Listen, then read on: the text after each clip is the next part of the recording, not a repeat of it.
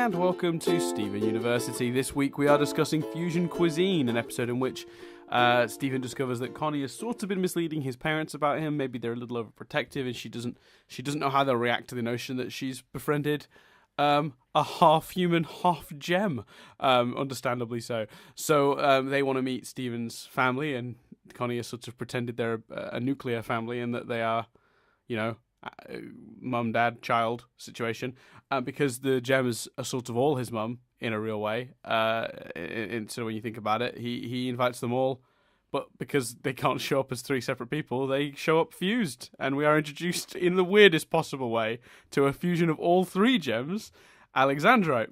So, Chris, I haven't really said the end of the episode, have I? In the end, of course, they prove themselves to be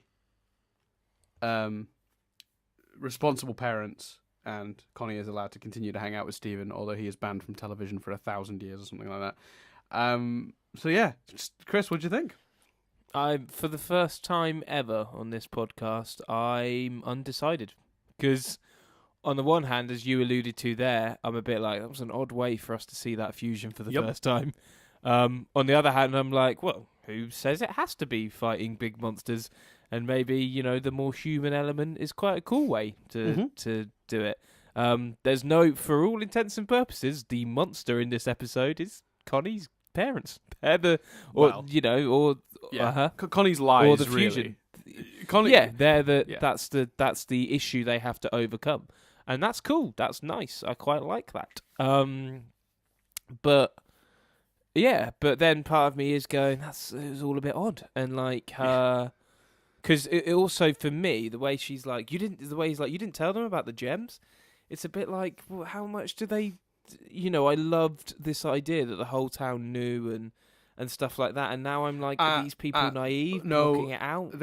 To clarify they've made it clear that Connie doesn't directly live in Beach City. Okay. There's a fair bit. Her parents, I think, are either in the next town over. They've explained it previously that Connie is not like Beach City in the same way. Right. Okay. Fine. So yeah, but it's still enjoyable. Way better than last time's episode. I can't remember even the name of the episode. The one with the Keep Beach City weird. Yes, which is safe to say he got his way, because this is all pretty weird. Yeah, definitely. Yeah. I thought the fusion thing was cool. I thought the person looked cool. I thought they did, although subtle, they did some good stuff with his dad. Part of me's like, oh man, the simple solution is just to turn up with your dad, but I know why Stephen didn't want to do that. I thought Connie and Stephen arguing, but then also running away together afterwards was quite cute and very childlike. You fall out and become best friends again with someone in the space of a day. That happens. Absolutely. I liked the end, the hug and the embarrassment, because there's a little sign that there's maybe a little bit of romance there. Cause she's the way that Mr. Maheshwaran separates them 100%. Yeah. It was very very Ron being afraid to hug Hermione in Harry Potter and the Chamber of Secrets, the movie. Didn't happen in the books as much, but the movies flitted that story throughout. So yeah. I liked it. There were just things I'm undecided on. I don't know if that was the best way to introduce the fusion of all three of them. Yeah. Alexandro. Alexandro? That's, I don't know. That's like Alejandro. No, Alexandrite. Alexandrite. I don't know if I loved the resolution.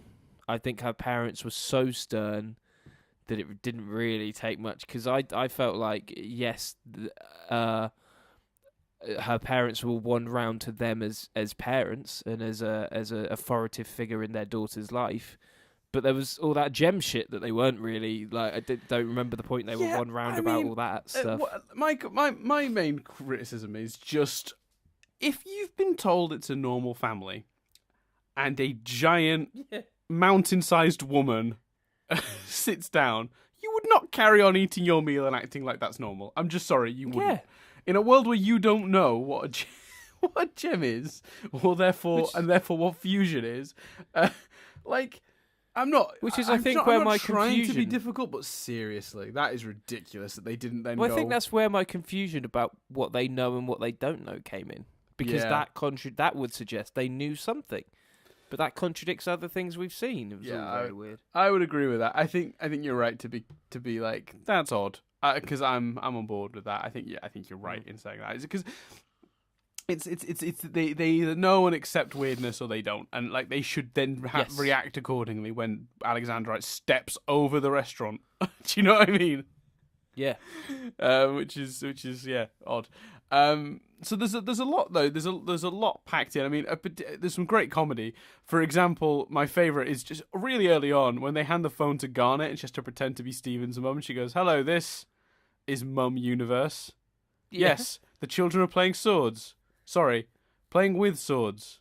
Oh, they're bleeding. Oh no, they're dead. Don't call again. Click." Like, that's an amazing moment. And then when he's like, "Garnet, what happened?" She's like, "I panicked." That's brilliant for so many reasons. With the most monotoned, unpanicked voice ever. Yeah, that was really nice. That's really good use of Garnet. Like, she can be a very good source of comedy when she's used correctly. In fact, they do that twice with her in this episode, because then she obviously says the food thing legitimately, because a gem could go 1,000 years without food, forgetting, of course, well, maybe not forgetting, but misplacing the, sort of wondering about, Stephen's capabilities of going without food, since a gem doesn't need to eat. Where does Stephen lie on that scale? I'm assuming he does. But then when the dad's like, "That's a great joke, good bit," and she's like, "Yes."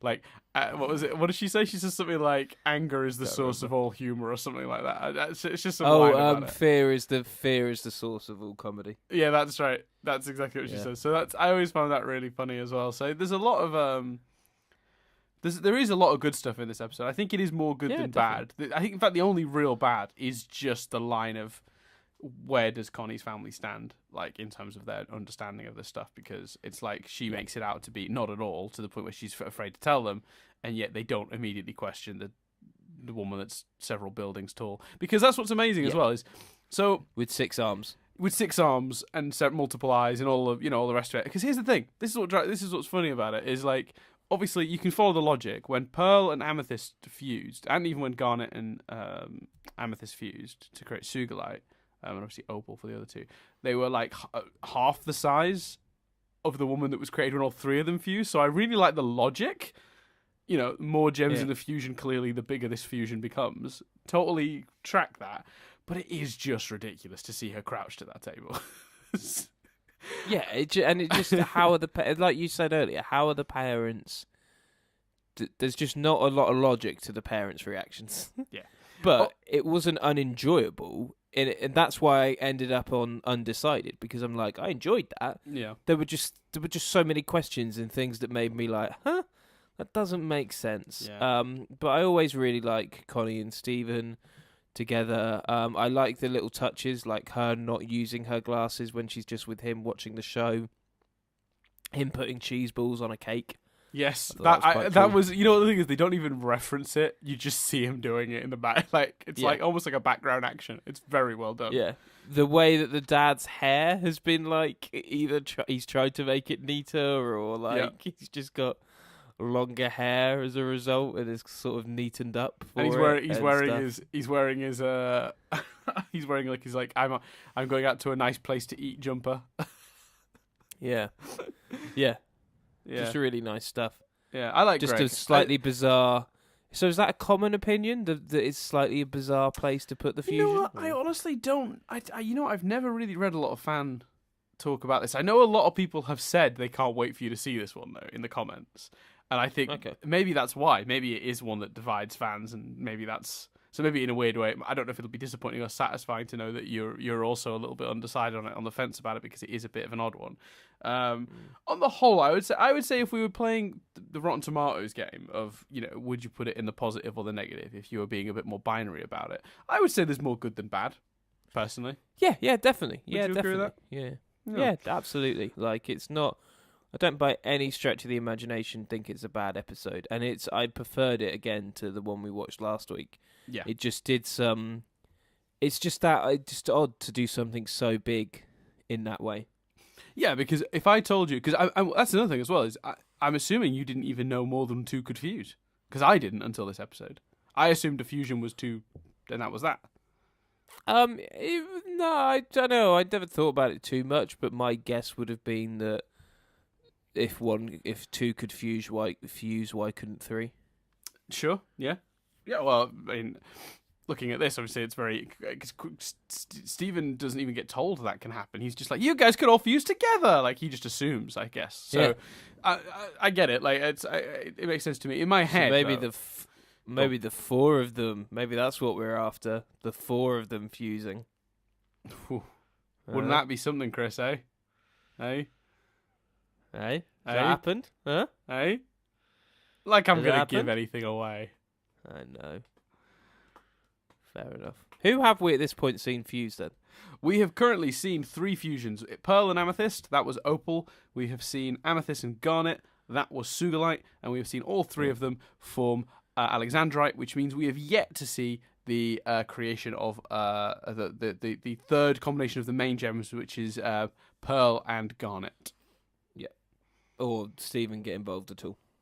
Yeah, well, we're for the time being, we're assuming, because as you said in the very first episode, the Introduced Fusion, you said it'll probably be a long time till we see Stephen do it, because they keep harping on the fact that he's not quite mastered his powers yet. And I'm not saying that is necessarily true, but... Yeah, but then we've seen 3, like, do you know what I mean? We've seen 3 pretty quickly. I wouldn't have guessed we'd see all 3 of them that quickly. Well, So... we've not seen all yet, we're missing one. From the main 3, we're missing one combination. Yeah, so it wouldn't surprise me if we saw it a little earlier, is what I'm saying. Yeah. You're not wrong. I'm just saying, like, I'm going off what you said originally. I'm quoting you, basically. But who would his first? Who would you? Okay, this is a fun game. Who would you fuse him with first? Well, I don't know, because it's kind of picking a favourite. Who do you think would be the most interesting for him to combine with, personality-wise? If you were choosing.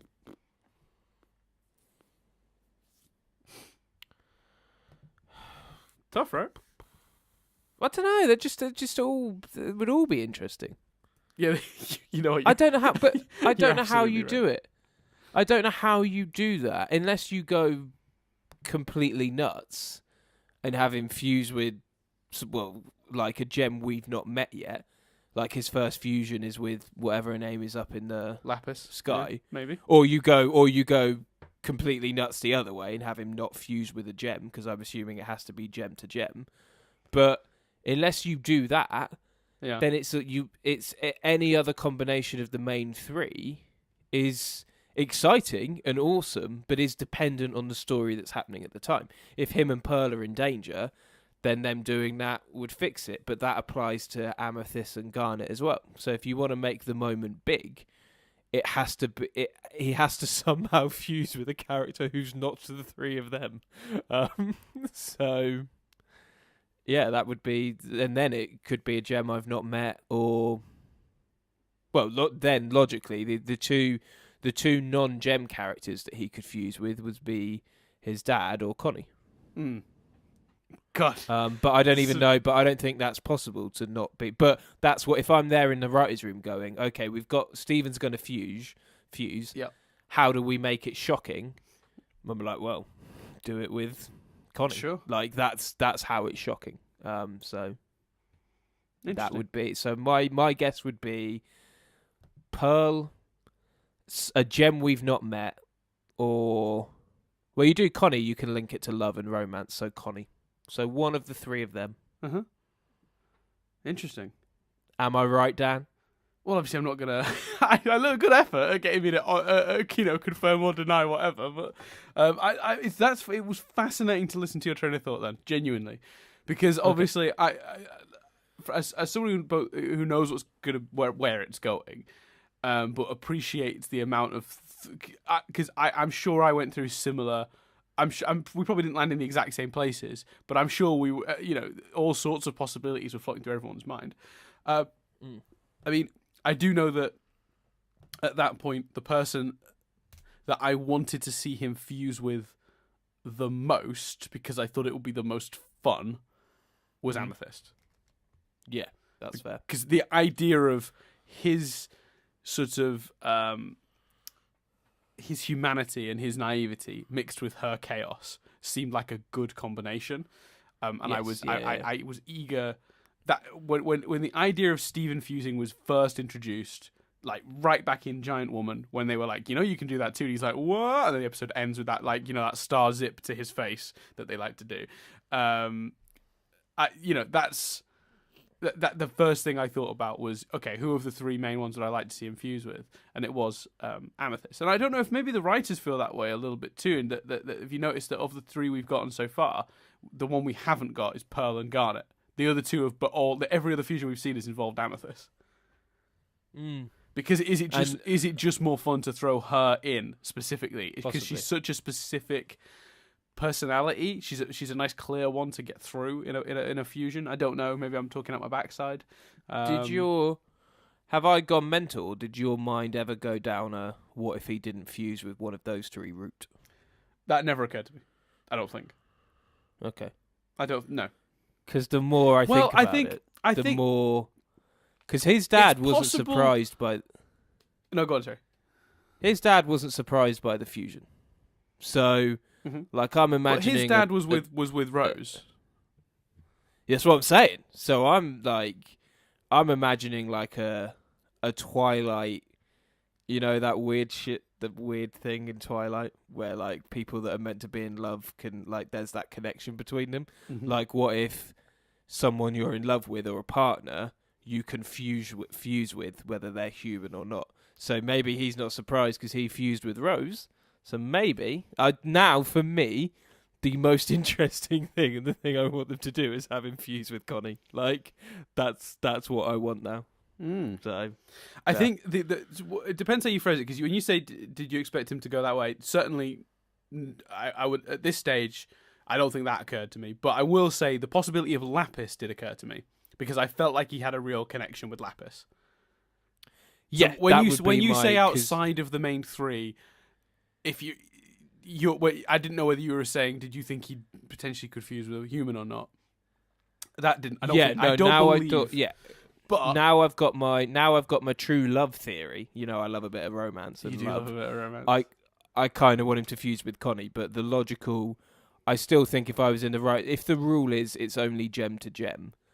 Which makes sense. Then yeah, her or another gem would be how I would spice it up in the writers' room. I'd be sat there going, "Well, people are expecting one of the three of them.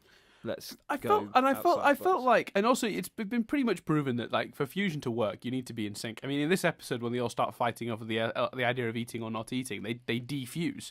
It's not stable, and I guess the more people you throw into a fusion, the less stable your fusion will be as well, because you've got more personalities that need to be in sync with each other. And obviously, what we've seen historically as well is Pearl and Amethyst, when they were fused, didn't hold that fusion for very long. But you've got to imagine somebody with a very good connection with someone else could fuse for much longer. So then you look at like Steven and think, who would he have the best connection with? Who would it be easiest for him to fuse with early on? And you could either go down the route you've gone, which is the human fusion, think Connie, or if you're thinking just gem specific, which is I think what I did at this point, was I was thinking about Lapis. Because I think of the gems, I feel like he had a real connection with Lapis. And that's not to say these are the other three gems obviously act like his mum, but I think he had something different with Lapis that I think separates her from the other three. And that's what I think I was breaking down at the beginning. This episode, when I was like, well, out of the three of them, it wouldn't matter. It could be any of them, because this episode shows that he views them. He can't choose between them. He's not closest to any of them. So therefore, if it's one of them, it's whatever the situation dictates it needs to be. Yeah. Yeah. So yeah. It's fascinating, and again, I listening to your theories is always going to be, because it's part thoughts I had at this stage, part new stuff that didn't occur to me at that point.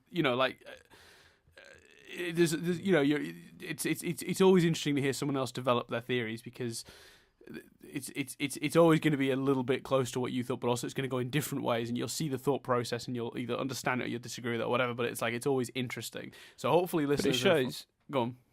It shows I'm more into the show now, because I think there was a few episodes back you were like, you go on random thought tangents with Fringe and you're not really doing that with this. And I so think maybe the you know fact that I'm what, now but doing this. if you trace it back, the moment you started was Mirror Gem. Yeah, Ocean definitely. Gem. Oh, Because yeah. I will freely admit that is. I think that's the episode that really opened you. I genuinely think that's the you've been won around. I think you're on board now. I don't think there's anything. I think if we stopped this podcast today, you'd keep watching this show, which is, I think... Yeah, I think that's fair. Yeah. And we've also passed another threshold, because I was talking about this, and again, this is just through editing. I was hearing an older episode of this recently. We were one of the very first episodes we ever did of this, and I was introducing the concept of Steven University and why we've struggled to get you into shows in the past, and I listed 3, maybe 4 animated shows that you never, ever got past the first season of. Avatar: The Last Airbender didn't get past the first season. BoJack Horseman didn't get past the first season. Rick and Morty, you didn't get past the first season. Have you done that since? I tried to push you with that one. No, No, I didn't think so. So there's a bunch, and it was always first season. I personally view Mirror Gem Ocean Gem as the finale of the first season. I know it's 1A, 1B, but the subsequent season 3 is 26 episodes long, which is how many is up to that. So as far as I'm concerned, that's a season. But you're refusing to count The Simpsons then? What do you mean? Well, I've got past season 1 of The Simpsons. Oh, yeah, okay. All right. I'll give you The Simpsons. Yeah, I hadn't thought about that. Yeah, It's because The Simpsons, I don't think you'd list The Simpsons. You know what I mean? The Simpsons is like The Simpsons. Like, yeah. The Simpsons is like breathing. Like, of course, who hasn't? Yeah, past 100%. season 1 of The Simpsons. Yeah. But for me, I think we've crossed a threshold with you when we got to Mirror Gem Ocean Gem, and I think we really have crossed a huge one in these last couple of episodes with you becoming more fond of the show and now reaching a point where you're now theorizing. I mean, I think, is it safe to say you have now become a fan? How do you feel about all those things that I just said? All the words I just I used. agree. Yeah, I've not tried to kind of hide that or deny that. I think, I'd say I was a fan. I think it's still interesting to think, what would I watch week to week? But definitely, like you say, if we stop doing this for any reason, I'd probably hunt it out and keep watching. I think especially at this point now, because I remember, again, going back to Giant Woman, you were talking about there was nothing to hook you, and the reason you were hoping, because one of the things that dominated that Giant Woman conversation, if you remember, and I'm not trying to drag this out, I'm genuinely interested, and I am sorry, because I know we're well over time as usual, but... Yeah, I did. Because these days we just go past. I swear, at one point it was like 10 to 15, and now that I can't remember. We never quite did 10. We were always at about 15 minutes, and we kept promising we'd get it down to 10, and we never did. And instead, it went up to about somewhere between 10 and 20, and now we've just gone over 20 again, which is annoying. Yeah. But now I think it's like I think there've been episodes that have nearly wrapped up, and then we've asked another question. Like, I don't think we've done one under 15 minutes. I think we only ever did one ages. or two anyway on at that length. Yeah. To be honest with you, from day one, it always ended up being somewhere between 15 and 20. In all seriousness, though, you were talking about in Giant Woman, the reason you were yearning for them to not reveal Opal, and the reason that was such a sticking point for you, was not so much that you actually wanted them to hold back on Opal, but you were just looking for a hook. You were looking for something to make you go, I want to watch the next 10 episodes to find out what's going on. Like, I want to see that. That sounds amazing. And because they showed it, even when I brought up the point of, there are still lots of other fusions out there for you to see or not see, you were still like, Like, I really felt like that was a thing that I would get hooked onto, and I don't know if the idea of other fusions is as powerful as an actual fusion that was been described to us, and particularly between those two characters who you found to be the most combustible of the possibilities when we talked about all the 3 different gems.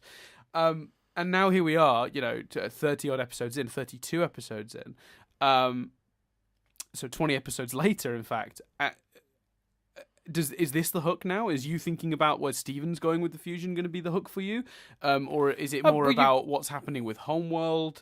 Like what's I was going to say you've also there's a lot of things. There's you've got an evil gem in the sky. What's going on there? You've got the idea of Steven having more control over his powers, so he can do more. You've got a big part of it is you've got Stephen and Connie and Lars and Sadie as well.